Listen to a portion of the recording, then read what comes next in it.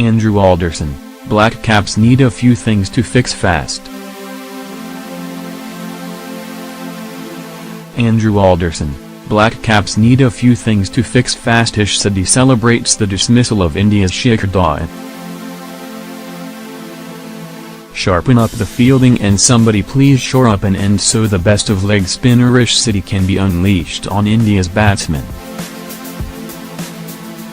Those are the gleanings from New Zealand's opening 53-run loss to India at Delhi in their three-match 2020 series. Any batting issues were more collateral damage, enforced via an extortionate required run rate. The hosts could wrap up the series in Rajkot on Sunday morning, New Zealand time, if the visitors fail to remedy the situation. Let's start with the Black Caps' hands. 3 catches went down, at an opportunity cost of 154 runs. A record Indian T20I opening partnership of 158 resulted between Shikhar Dhawan and Rohit Sharma, eclipsing the country's previous best of 136 for the first wicket set by Gautam Gambhir and Virender Sehwag against England at Durban in 2007. Dhawan secured his highest T20I score of 80 off 52 balls. He was dropped on 8 by Mitchell Santner at cover point in the second over, delivered by Trent Boult. Sharma made 80 from 55 balls. He was dropped on 16 by Tim Sawaldi at wide long off in the 7th over, from the bowling of Colin de Grandhomme.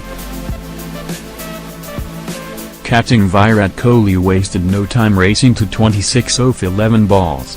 He was dropped on 8 by a diving Martin Guptill deep mid-wicket to finish the 18th over, bowled by de Grandhomme. A highlight for New Zealand was Ishsada's final over, the 17th. He had Dhawan and pinch-hitting number 3 Hardik Pandya caught behind courtesy of his flight and guile. Dhawan's dismissal looked like a stumping, but a trace of willow echoed into Tom Latham's gloves. City finished with New Zealand's best and most economical figures, taking 2 for 25 from 4 overs. However, each pace bowler conceded 11 or more runs per over, meaning City could not unleash his maximum aggression. Partnership bowling is so important where, if one guy is containing, you feel like you can attack. In T20s that might be for 2 balls of my overs, City told Radio Sport. I like to think of myself as an aggressive bowler, that's what I bring to the team.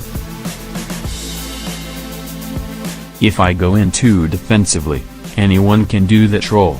I can take the ball both ways, so my first instinct is to take wickets. In my last over, I was expecting them to come at me, with wickets in hand, so you can plan for it. City needs to create enough of an illusion, by flighting the ball above the batsman's eyeline, to evoke temptation. Simultaneously he is trying to drift the ball laterally to generate doubt. No one is expecting the 25-year-old to perform miracles, but if he continues the form which saw him take New Zealand to the semi-finals of the 2016 World T20 in India with 10 wickets at an average and strike rate of 12, he will be a prized asset in the remaining 2 games. India's 202 for 3 was the highest total in 5 T20s at the venue. New Zealand fizzled out to 149 for 8, incurring their first loss to India from 6 completed internationals in the format. Do proved a problem.